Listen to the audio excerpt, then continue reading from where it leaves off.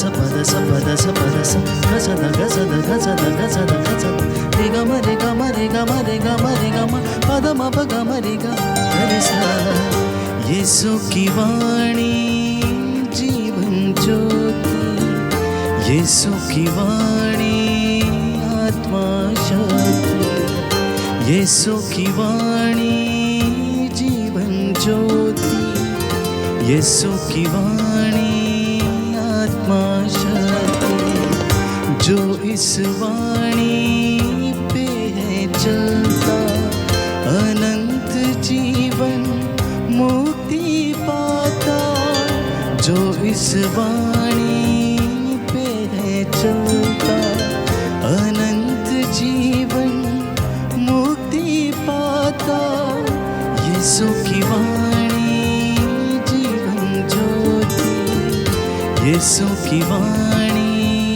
आत्मा शक्ति यीशु की वाणी जीवन ज्योति यीशु की वाणी आत्मा शक्ति।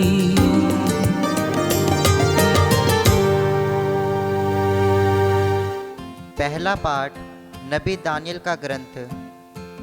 आकाश के बादलों पर मानव पुत्र जैसा कोई आया।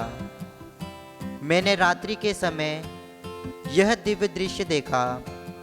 आकाश की चारों दिशाओं की हवाएं समुद्र को उद्वेलित कर रही थी और उसमें से 4 विशालकाय पशु थे जो एक दूसरे से भिन्न थे।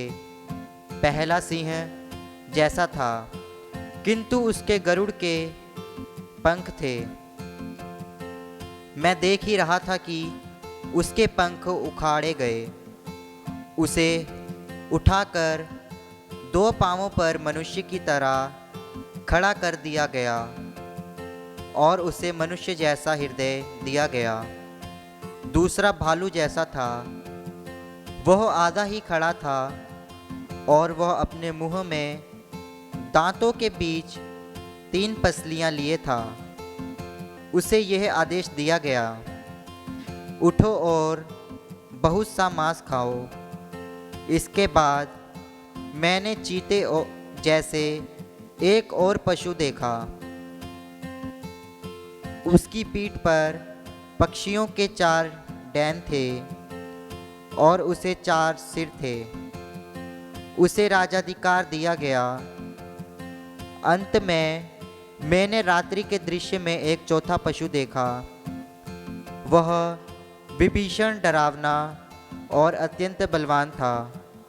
उसके दांत लोहे के थे। वह चबाता और खाता जाता था और जो कुछ रह जाता उसे पैरों तले रौंद देता था। वह पहले के सभी पशुओं से भिन्न था और उसके 10 सींग थे। मैं वे सींग देख ही रहा था कि उनके बीच में से एक और छोटा सा सींग निकला और उसके लिए जगह बनाने के लिए पहले सींगों में से 3 उखाड़े गए। उस सींग की मनुष्य जैसी आंखें थी और उसका एक डींग मारता हुआ मुंह भी था। मैं देख ही रहा था कि सिंहासन रख दिए गए और एक वयोवृद्ध व्यक्ति बैठ गया। उसके वस्त्र हिम की तरह उज्जवल थे और उसके सिर के केश निर्मल ऊन की तरह। उसका सिंहासन ज्वालाओं का समूह था और सिंहासन के पहिए धधकती अग्नि। उसके सामने से आग की धारा बह रही थी। सहस्रों उसकी सेवा कर रहे थे। लाखों उसके सामने खड़े थे। न्याय की कार्यवाही प्रारंभ हो रही थी और पुस्तकें खोल दी गई। मैंने देखा कि सींग के डींग मारने के कारण चौथा पशु मारा गया। उसकी लाश आग में डाली और जलाई गई। दूसरे पशुओं से भी उनके अधिकार छीन लिए गए, किंतु उन्हें कुछ और समय तक जीवित ही छोड़ दिया गया। तब मैंने रात्रि के दृश्य में देखा कि आकाश के बादलों पर मानव पुत्र जैसा कोई आया।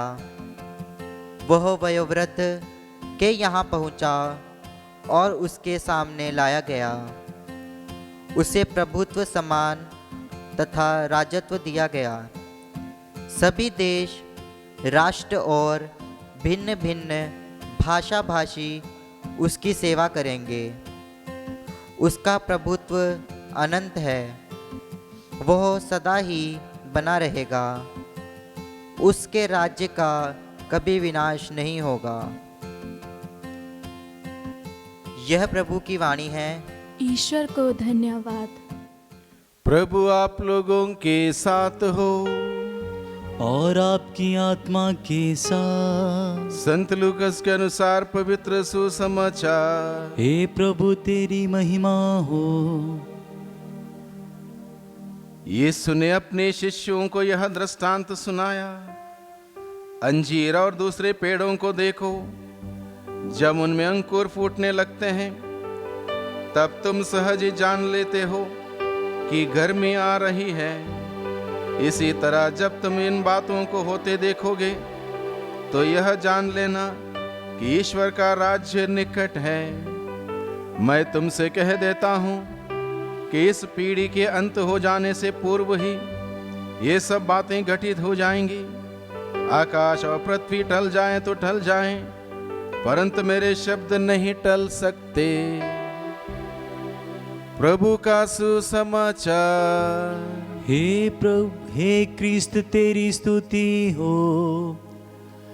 प्रभु क्रिस्त में प्यारे भाइयों बहनों, सामान्य काल के अंतिम सप्ताह की शुक्रवार की पूजन पद्धति में हम सबों ने प्रभु का वचन सुना।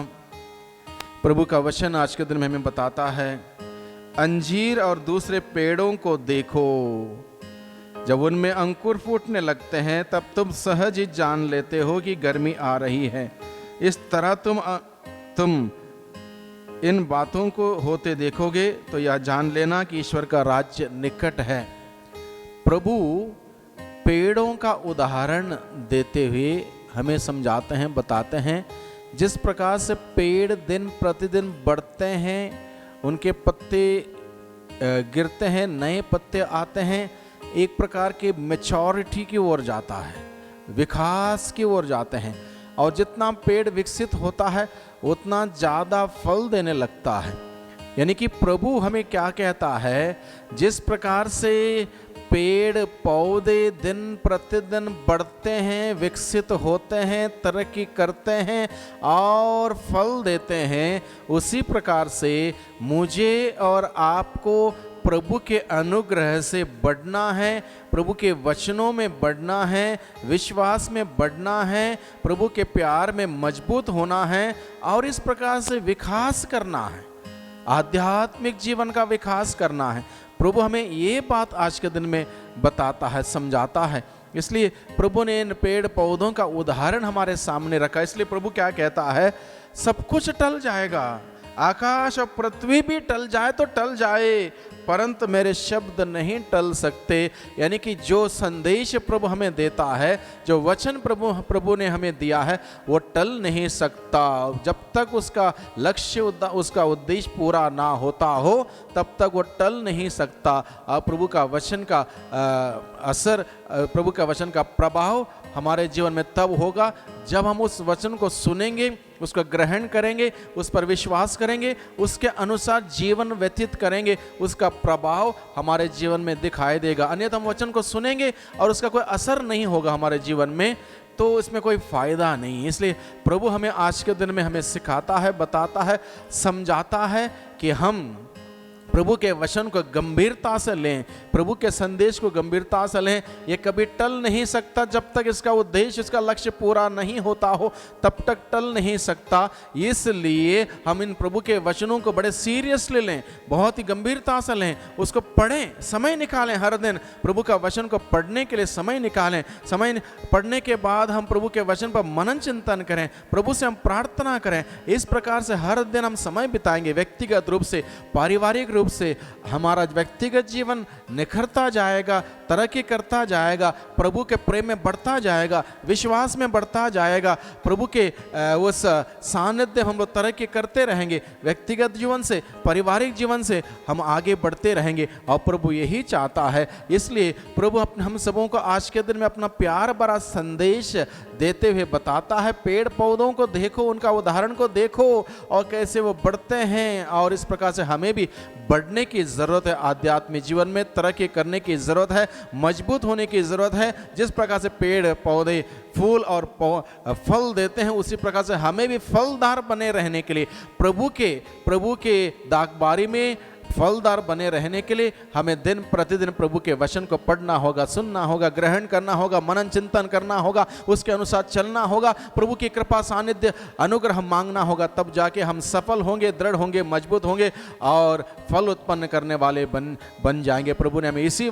वजह से, इसी मकसद से चुना है ताकि हम सभी सदा बना रहने वाला फल उत्पन्न करें। इसलिए प्रभु का वचन के द्वारा हमारी सोच सकारात्मक होगी, हमारी भावनाएं सकारात्मक होंगी, हमारे विचार, हमारे कार्य सकारात्मक होंगे।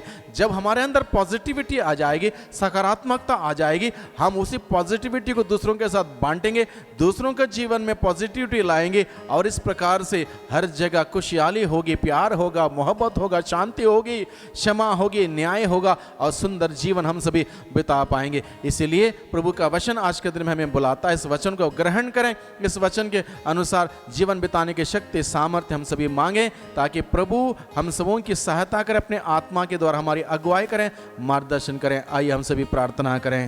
सर्वशक्तिमान पिता परमेश्वर, धन्यवाद देते हैं आज के दिन के लिए, धन्यवाद देते हैं प्रभु इस नए दिन के लिए। आपने हम सबों के जीवन में इस नया दिन ठहराते हुए आपने अपने अपार असीम अनंत प्यार को हम सबों के प्रति उजागर किया है। हम आपको धन्यवाद देते हैं। बीती रात के लिए, अच्छी नींद के लिए, अच्छे स्वास्थ्य के लिए हम आपको धन्यवाद देते हैं। मन की शांति के लिए हम आपको धन्यवाद देते हैं। सारे उपकारों के लिए धन्यवाद देते हुए प्रभु हम आज के दिन में विशेष रूप से धन्यवाद देते हैं आपके जीवंत वचनों के लिए। जीवंत वचनों के द्वारा प्रभु आपने हम सबों से बातें की, हमें स्पर्श किया है, हमें प्रेरित किया, आपके वचन के अनुसार जीवन बिताने के लिए हमें बुलाया है। हम आपको धन्यवाद देते हैं। प्यारे प्रभु, जिस वचन के अनुसार जीवन बिताने की शक्ति, सामर्थ्य हमें प्रदान कीजिए। आज के दिन में हम विशेष रूप से प्रार्थना करते हैं, जितने भी लोग बीमार हैं, पीड़ित हैं, परेशान हैं, जितने लोगों ने प्रार्थना मांगी, जिनको हमारी प्रार्थना की उम्मीद है, जितने लोगों को हमने वो आश्वासन दे रखा प्रार्थना करेंगे, उन सबों को याद करते हैं प्रभु और आपके सम्मुख रखते हैं और आपसे प्रार्थना करते हैं। प्रभु आप उन सभी लोगों पर आप अपने आशीष भरे हाथों को बनाए रखिए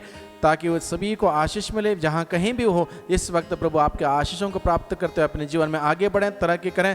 हम प्रार्थना करते हैं प्रभु विशेष रूप से हमारे साथ जुड़े हुए सभी लोगों के लिए, हमारे दोस्तों के लिए, दुश्मनों के लिए, बंधु मित्रों के लिए, हमारे घर परिवार के सदस्यों के लिए, जितने लोग हमारे साथ जुड़े हैं उन सबों के जीवन में आपकी आशीष सदा ही बने रहे। दुआ करते हैं उद्धारकर्ता यीशु मसीह के नाम से, आमीन।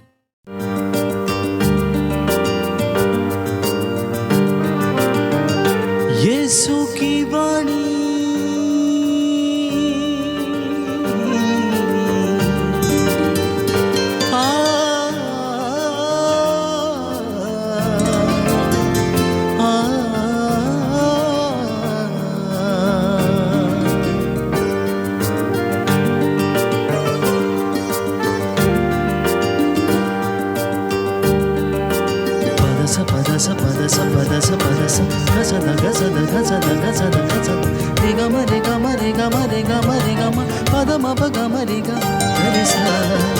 यीशु की वाणी जीवन ज्योति, यीशु की वाणी आत्मा शक्ति, यीशु की वाणी जीवन ज्योति, यीशु की वाणी आत्मा शक्ति।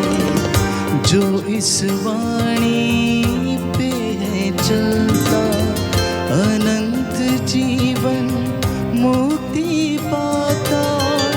जो इस वाणी पे है चलता अनंत जीवन मुक्ति पाता। यीशु की वाणी जीवन ज्योति, यीशु की वाणी आत्मा शक्ति, यीशु की वाणी